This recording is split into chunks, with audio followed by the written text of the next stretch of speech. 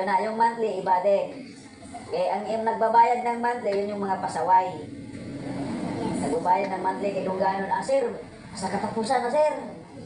Hulugan ngayon, linggo, sir, sa katapusan na, sir. Next week na, sir.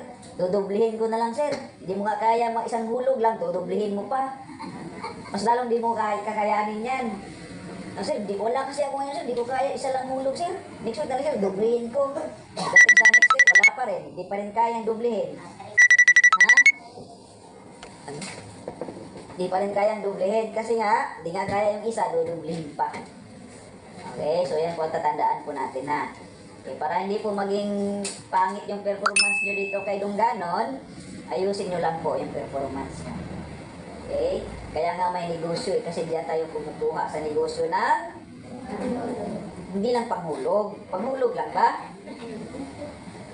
Pang araw-araw na gastusin.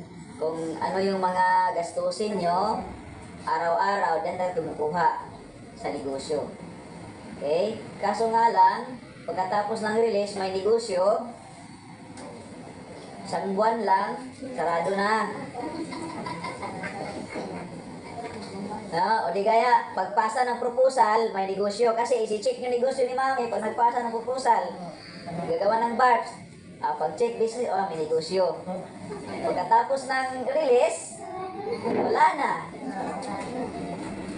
Naubos sa Jollibee.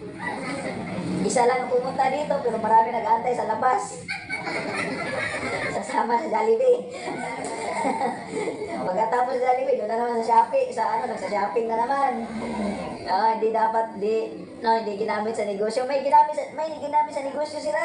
1,000, yung release 20, pero ginamit sa negosyo, 1,000. So, hindi po ganon. So, mas malaki ang sa negosyo. Kasi nga, dyan kayo kumukuha na pang araw-araw na gastusin. Okay? Lalo-lalo na po pag may mga anak tayo, mga anak kayo na nag-aaral. Mahingi baon, ano ulam, di ba? Ganun yung sinasabi naman ng mga anak, ano ulam. No? So, yun po, gamitin po natin ang release po natin wisely. Good morning po, pasok po, good morning po. So, yun po.